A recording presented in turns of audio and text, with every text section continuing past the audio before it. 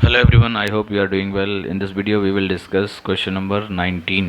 So ये question भी similar है क्वेश्चन नंबर 18 के जैसा आपने अगर क्वेश्चन नंबर 19 को नहीं 18 को नहीं देखा है तो पहले क्वेश्चन नंबर 18 करिएगा और देन उसके बाद इस क्वेश्चन पे आइएगा, ठीक है। सो ये सारे क्वेश्चंस अब आगे कंटिन्यू जो हो रहे हैं 18 आफ्टर 17 सारे क्वेश्चन लॉन्ग क्वेश्चन है और काफ़ी अच्छे क्वेश्चन है। मैं ये नहीं कहूँगा कि बहुत कठिन क्वेश्चन है, बहुत ही आसान है। जैसे कहते हैं कि एक प्रोसेस है, उस प्रोसेस को फॉलो करेंगे अगर एक क्वेश्चन में, सो सारे क्वेश्चंस में सिमिलर ही प्रोसेस फॉलो होगा। बस आपको लास्ट में यही देखना है कि इंटीग्रेशन किसका बना है। उसके लिए इंटीग्रल डायरेक्ट मैंने इस एक्सरसाइज के स्टार्टिंग में जब क्वेश्चन नंबर 1 कराया तो उसी वीडियो में आपको बता दिया है कि ये इस एक्सरसाइज में इंटीग्रेशन के फॉर्मूले यूज़ होंगे। सो कंटिन्यू करते हैं, पहले इंटीग्रेशन के साथ क्वेश्चन को लिखेंगे देन कंटिन्यू करते हैं क्वेश्चन को, ठीक है। सो क्वेश्चन नंबर 19 में बेसिकली इंटीग्रेशन 6x + 7 गिवन है। अभी आपने अंडर रूट के अंदर जो दे रखा है उसे नोट डाउन किया, x - 5 and x - 4 into dx। अब आप क्या करेंगे, पहले इसका मल्टीप्लाई करेंगे, दोनों ही क्वाड्रेटिक इक्वेशन फाइंड करेंगे। x - 5 और x - 4 का मल्टीप्लाई करेंगे तो x² माइनस के 9x एंड प्लस का 20 ये आएगा, ठीक है। अब इसको अब हम ये देखेंगे कि जो डिनोमिनेटर है उसको t मानने पर नोमिनेटर नहीं ब्रेक होता है। तो ऐसे केस में जैसा हमने आपको लास्ट क्वेश्चन नंबर 18 में बताया, तो क्या करेंगे, हमारे पास जो फ्रैक्शन है, फ्रैक्शन फॉर्म में जो दे रखा है वो नोमिनेटर अपॉन डिनोमिनेटर है। सो आप नोमिनेटर को चेंज करेंगे with the help of denominator. कैसे, ए इंटू डिनोमिनेटर का डैश प्लस बी। ए और बी क्या हैं आपको बता दिया है, ए और बी हमारे क्या हैं यहाँ पर, ये कांस्टेंट वैल्यू हैं, ठीक है। तो लिखिएगा भाई, अब सीधा आपको यही लिखना है, डायरेक्ट आपको बता दिया सर नोमिनेटर क्या है 6x + 7 है, ए हमारी कांस्टेंट वैल्यू है, कोई रियल नंबर है, डी डिनोमिनेटर का डैश करके लिखो 2x - के 9 प्लस के बी। भाई आपको को 2x - 9 + 0 तो लिखा नहीं, +0 का कोई सेंस ही नहीं है भाई। +0 लिखोगे तो कोई ये कहेगा अरे भाई इतना तो हमें 10th वाला बच्चा भी बता देगा, सब +0 लिखने की, no need to this. Next हम अब क्या करेंगे, प्लस बी, हमारा डी डैश करने के बाद में प्लस बी लिखना है। B, A and B both are constant value, real number, ठीक है। सो अब ये आप कंपेयर करेंगे एंड जब आप कंपेयर करेंगे, कंपेयर करने के बाद आपको कुछ वैल्यूज़ मिलेंगी, है ना।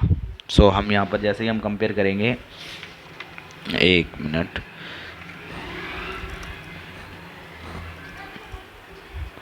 जैसे ही हम कंपेयर करेंगे दोनों left hand side right hand side, so compare करने से पहले आपको x का और y का थोड़ा सा ध्यान रखेंगे। जैसे हम कंपेयर तो करेंगे ही करेंगे, लेकिन सर पहले इसको x में और कोफिशिएंट में अलग अलग ब्रेक कर लो। जैसे 6x + के 7 है सर, जैसे आपने 2 का मल्टीप्लाई किया तो 2ax - 9a + b ये हो गया।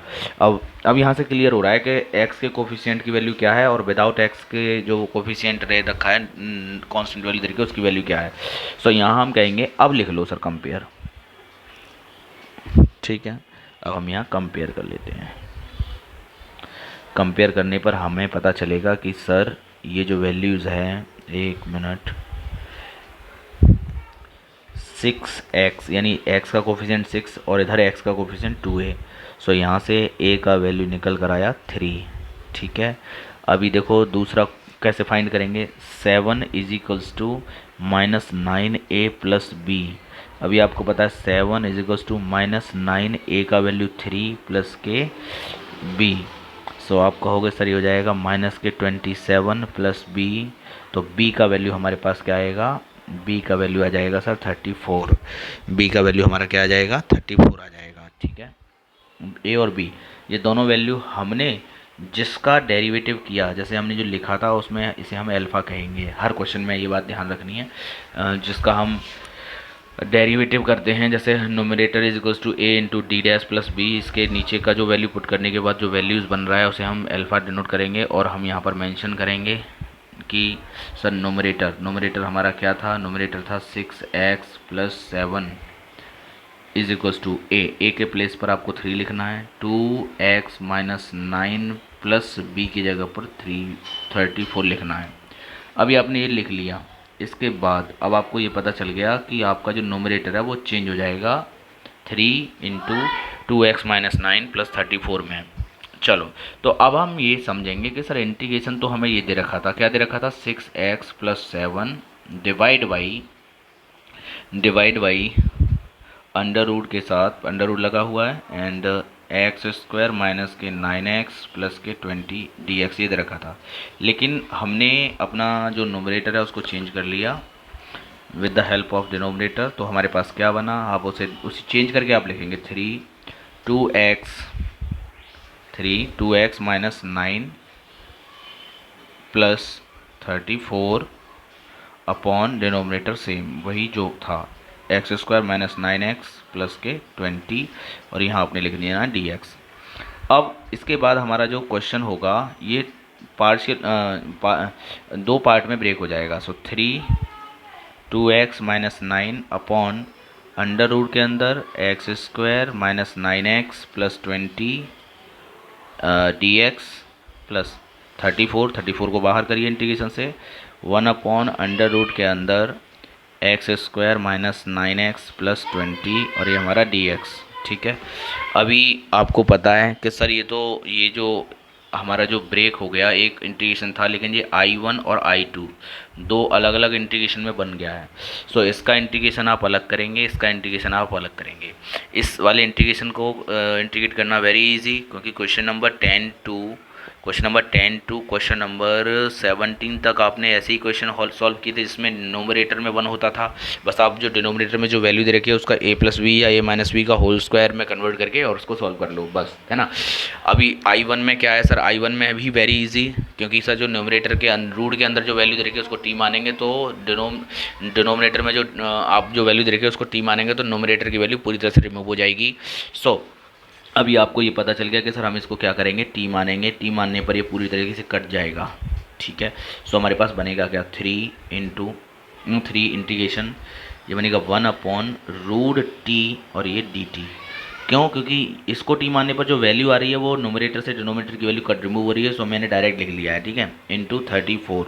अदरवाइज़ आप जैसा हमने क्वेश्चन नंबर 18 में किया है वैसा आप करके देखिए। टी मानने के बाद डेरिवेटिव करिए, डी एक्स की वैल्यू फाइंड करिए, पुट करने के बाद बिल्कुल सेम यही आएगा।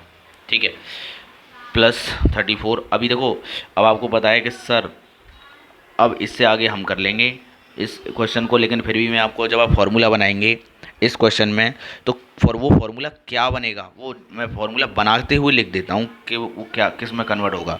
वो कन्वर्ट होगा x माइनस 9/2 का होल स्क्वायर माइनस 1/2 का स्क्वायर, इसमें कन्वर्ट हो जाएगा। ठीक है, अभी इतना करने के बाद आपको ये आइडिया तो दिमाग पे आ चुका है। देखो ये I1 हमारा अलग चल रहा है, अब ये मत सोचना कि सर एक को x के रेस्पेक्ट में करना है एक को t के रेस्पेक्ट में, दोनों अपने अपने अलग अलग इंटीग्रेट हो रहे हैं ना। सो यहाँ पर हम क्या करने वाले हैं, अभी आप लिखोगे सर t⁻, ये -1/2 हो जाएगा, t⁻⁻1/2 dt और इधर प्लस 34।